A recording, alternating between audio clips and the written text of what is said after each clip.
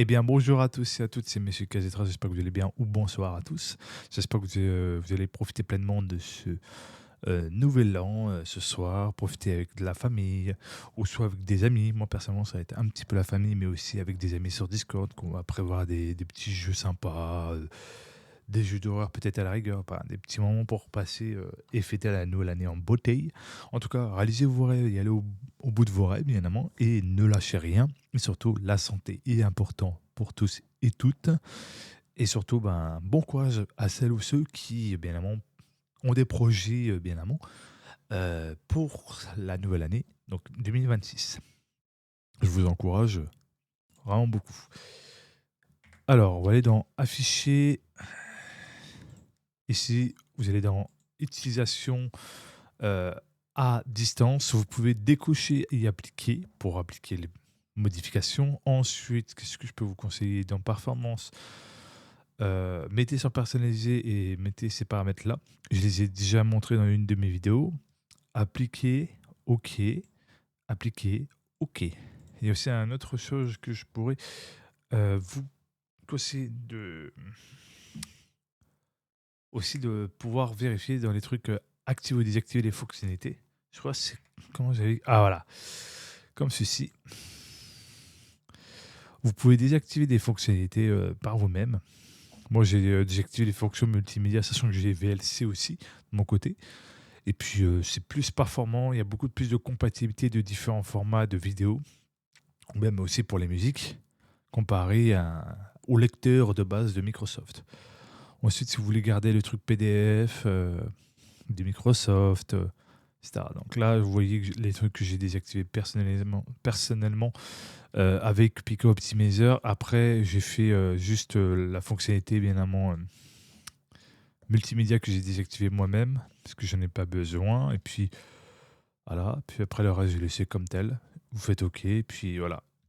Vous allez avoir, en fait, pour vous, si c'est la première fois que vous désactivez la fonctionnalité multimédia, ça va faire une recherche et ça va dire modification, demander réussi ou un truc comme ça. Donc, je vous conseille de redémarrer pour confirmer au cas où. Qu'est-ce que je peux vous demander de faire? Très important aussi, d'un côté, si vous avez votre premier PC, ben, de désactiver dans tout ce qui est fonctionnalité de sécurité, l'autorisation Windows, juste en gardant soit la webcam si vous utilisez la webcam et le micro. Par contre, les autres paramètres, vous pouvez littéralement les désactiver, donc les décocher pour pouvoir avoir vraiment de pouvoir débarrasser au maximum. Soit vous pouvez le désactiver sans aucun problème. Dans le Game Boy aussi, vous pouvez vous en passer, ça aussi. Gardez juste le mode jeu parce que c'est important si vous jouez aux jeux vidéo. Et puis voilà. Un peu toujours important aussi, si vous voulez débarrasser des services que vous ne savez pas, regardez bien sur Internet quel service est en lien avec celui-ci, son utilité, si ce n'est pas un service important et qui n'a aucun impact avec votre PC ou une fonctionnalité importante de Windows. Normalement, vous pouvez le désactiver sans souci pour éviter de l'avoir en arrière-plan et bien évidemment, vous pourrez voir beaucoup moins d'utilisation sur votre processeur, bien évidemment aussi sur la RAM. Après, quand vous ouvrez un navigateur, c'est normal. Un navigateur, c'est quand même gourmand en RAM et un petit peu l'utilisation de processeur. C'est normal dans chaque utilisation que tu fais. Donc, selon les programmes, bien évidemment, ça va demander en RAM et bien évidemment, utilisation de processeur. Mais l'avantage de débarrasser et de tout enlever, tout ce qui est truc inutile que Windows te préinstalle sans ton consentement, c'est-à-dire sans te donner ton avis oui ou non tu veux installer ces merdes, et ben t'as pas le choix de faire toi-même, de faire des commandes pour pouvoir déboteler en gros avec un truc anti-bloatware de tout désinstaller. Après, ce que je peux te conseiller aussi, c'est d'installer Rivo. Donc, désolé pour l'écran noir. Rivo qui est excellent. Moi, personnellement, je suis jamais déçu. Vous prenez la version gratuite, ça fait le taf. Ici, vous pouvez littéralement ici désinstaller des trucs préinstallés. Gardez quand même Microsoft Store pour certains trucs importants comme les extensions support web et les extensions vidéo pour mettre à jour. parce que vous avez des extensions vidéo qui permettent avec OBS, pouvoir encoder avec les nouveaux encodeurs vidéo que vous pouvez mettre à jour. Après, tout ce qui est caméra, machin Windows, vous pouvez le désinstaller si vous ne savez pas de la caméra. Attends, je vais voir s'il me semble qu'il y a une... Ah, voilà. Je crois qu'il y a l'application caméra. Après, si vous n'en savez pas, vous pouvez le désinstaller. Sachant que vous utilisez peut-être uniquement simplement OBS, mais gardez-le au cas où. Vous pouvez vous remettre l'ancienne visionneuse classique de Windows, si vous ne voulez pas la nouvelle, bien évidemment. Donc après avoir débloqué et enlevé toute la merde, vous aurez bien un Windows propre et beaucoup mieux. Aussi défragmenté, ça c'est pas que pour défragmenter, il y a aussi l'aspect que l'avantage c'est que ça permet de optimiser aux petits oignons les SSD. Pour les disques durs, donc HDD, bien évidemment, ça défragmente, ça fait l'analyse et après ça optimise. Donc ça fait ça. Mais pour les SSD, uniquement l'optimisation, c'est très bien, le faire tous les jours. Sinon, vous pouvez programmer pour toutes les semaines ou tous les jours ou tous les mois, selon vos besoins. Et ça s'exécute. Après, on peut le faire manuellement si on a envie d'être minutieux et pointilleux. Ensuite, qu'est-ce qu'on peut faire aussi? Optimisation Internet aussi, si je peux trouver. Tout, tout, tout. Ouais, c'est pas comme ça que je vais arriver. Voilà, fichier réseau. Si vous le souhaitez, vous pouvez débarrasser certains trucs. Vous n'avez pas que ça soit coché sur votre carte interne réseau de votre carte mère où vous branchez en RJ45. Vous pouvez décocher certaines choses que vous ne voulez pas pour garder le minimum et la stabilité. Par exemple, le truc IPv4, vous pouvez mettre le DNS de Google. Ça vous permet déjà d'être tranquille. Faites valider et les paramètres en quittant. Quand vous allez quitter, ben, ça va tout simplement enregistrer tout simplement vos réglages. Ici dans configurer. Ah, qu'est-ce qu'il y a dans configurer? Ah oui, par ici, vous pouvez désactiver des choses inutiles si vous ne savez pas. Le truc de correspondant.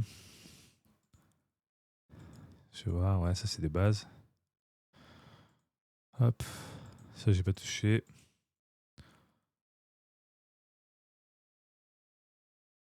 Voilà, ça j'ai pas touché.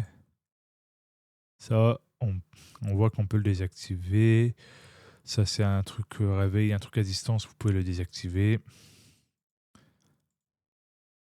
Truc en négociation, j'ai mis sur 0 parce que c'est avec les paramétrages de Pick Optimizer que j'ai utilisé. Invertir lors des correspondants motifs, on peut l'activer, laisser activer ou soit le désactiver. C'est au goût de chacun et de chacune. Une fois que c'est fait, ben, vous redémarrez pour être sûr et puis normalement c'est fait. Aussi dans les gestionnaires des tâches, enfin pas des gestionnaires des tâches, des gestionnaires des périphériques, pardon, vous pouvez littéralement, si vous voulez, ne plus avoir des soucis avec votre carte réseau qui se mettent en économie d'énergie, qui se déconnectent, qui se reconnectent, mais évidemment de tout simplement dans gestion d'alimentation si vous avez, de décocher, d'appliquer OK. Bien évidemment, si vous avez des problèmes de connexion, ça ne vient pas de ça. Ça vient généralement de ne pas mettre à jour, bien évidemment, le driver de votre carte Internet interne. Parce que vous savez que si vous avez une ancienne version du pilote de chez ici, moi c'est par exemple une version de pilote 2022 et que vous avez votre PC il n'y a pas longtemps que ça, par exemple, c'était il y a un an ou bien évidemment cette année, par exemple, pensez à mettre à jour le pilote, parce que la date sera indiquée ici. Vous allez dire, putain, c'est vieux ça comme pilote. Et bien du coup, ça peut créer une instabilité. Donc, si vous achetez bien évidemment en 2026 votre PC gamer, pensez à mettre à jour parce que le pilote peut être un an en arrière, on va dire, en installation. Parce que Microsoft installe les anciens drivers au lieu des nouveaux. Vous avez compris pourquoi. Donc, c'est pas logique. Donc, c'est mieux d'installer vous-même les nouveaux drivers qui sont sortis. Au moins, vous êtes à jour, tranquillou. Ensuite, dans contrôle de bus, vous pouvez désactiver les gestions d'alimentation d'économie pour avoir une stabilité de vos ports USB, car il peut y avoir d'instabilité à cause de bien évidemment l'économie d'énergie qui fait éteindre bien évidemment celui-ci pour économiser bien évidemment de l'énergie sur cet ordinateur. L'ordinateur peut s'autoriser à faire ça. Ça, vous pouvez soit le voice machin, je ne l'ai pas touché, mais vous pouvez le désactiver. Je crois que c'est en lien avec la carte mère, tout simplement. Regardez, sur machin, nanana. Ça, c'est ma carte mère, par exemple. Hop là. Donc, on sait que c'est tout nouveau. Donc, voilà. Oui, il y a plein de choses, mais après, il ne faut pas toucher. Après, le pointeur aussi. Le pointeur de la souris. Pensez bien évidemment masquer les pointeurs pendant la frappe. La précision du pointeur désactivée, bien évidemment. Après, vous pouvez, si vous voulez pas le Windows System comme modèle par défaut, vous pouvez mettre aucun. Ça va mettre un modèle, pas par défaut, un autre modèle, tout simplement. Bon, ça va pas faire joli, mais au moins, si vous voulez pas un modèle que vous appréciez par défaut de Windows, vous pouvez mettre, bien évidemment, aucun. Selon vos envies, appliquer et OK. Voilà, c'est des petites astuces parmi tant d'autres. Bien évidemment, pensez à mettre à jour Windows si c'est des mises à jour utiles. Bien évidemment, si vous avez une mise à jour futiles, vous pouvez désactiver ici la mise à jour en question. Ça dépend lesquelles. Voilà, c'est important de savoir. C'est vrai que c'est pas toujours évident. Bien évidemment, dans le gestionnaire des tâches, si vous avez 36 000 applications, bien évidemment, en arrière-plan, ça aide pas votre PC. Donc, vraiment garder au minimum deux ou trois maximum, pas plus, parce que c'est pas forcément agréable d'avoir trop de logiciels en arrière-plan. Voilà.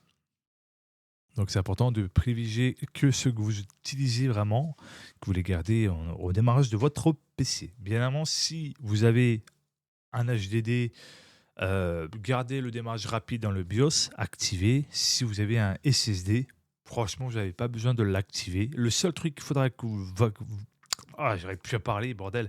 Ça, c'est la fin d'année. Le seul truc que vous pouvez activer, c'est le XMP. Regardez si c'est bien la bonne tension de votre RAM. Généralement, dans les barrettes DDR4, c'est 3,35 volts.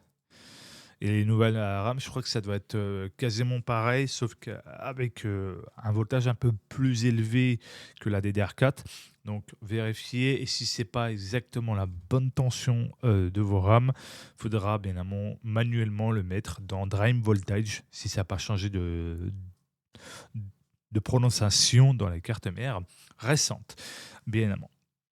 Aussi, mettre à jour le BIOS, ça permet bien évidemment d'avoir une meilleure stabilité sur votre PC, installer le chipset de votre processeur, bien évidemment, parce qu'il y a un pilote chipset que la marque fait, que ce soit Intel ou AMD. Donc c'est important d'installer pour bien évidemment profiter pleinement de votre config. Bien évidemment aussi, une gestion d'alimentation. Si vous n'utilisez pas une gestion alimentation personnalisée, vous pouvez utiliser performance élevée ou sinon avec Pico Optimizer vous pouvez remettre sinon celui-ci ou sinon installer RiveOS ou Atlas OS selon votre config et vous aurez bien évidemment compris dedans une alimentation personnalisée. Après je peux vous conseiller plus RiveOS qui est plutôt pas mal. Il vous donne le choix de soit laisser activer euh, ou pas Windows Defender. Je vous le conseille de le laisser activer si vous voulez être tranquille et protégé. Si vous ne faites pas n'importe quoi sur votre PC, désactivez-le. Mais en règle générale, pour toute personne qui ont un PC gamer ou un PC de base pour le bureautique, laissez Windows Defender activé. C'est très important. Et puis, que bien évidemment derrière, vous désactivez que les bloatware qui ne vous servent à rien et des choses que vous n'allez pas utiliser. Tout simplement. Après, mettre à jour Windows, c'est normal, il faut. Tu peux pas éviter pendant X temps jusqu'à un moment où ton PC va crash si tu mets pas à jour, hein. C'est important de mettre à jour.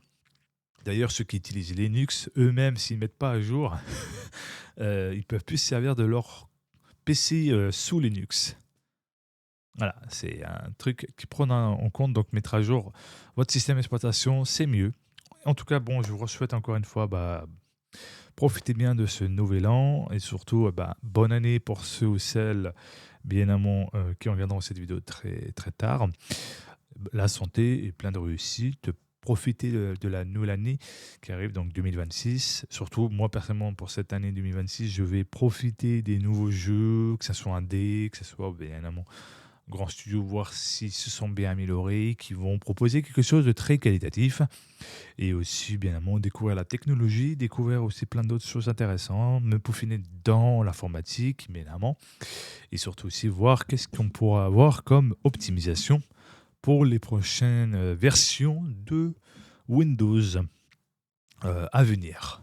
Car ça peut être très intéressant d'avoir, bien évidemment, encore plus des solutions pour optimiser, sachant qu'en connaissant Microsoft, ils vont bien nous faire chier et nous mettre des bâtons dans les roues. Donc, soyez prêts au cas où. N'oubliez pas de vous abonner, de mettre un pouce bleu, d'activer la cloche de notification et de partager. C'était Monsieur Kazetra. Encore une fois, merci pour votre soutien. Et bien évidemment, ce n'est pas fini, l'aventure continue.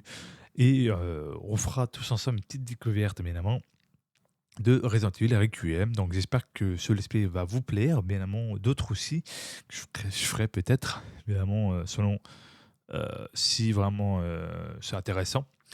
Voilà, donc prenez soin de vous.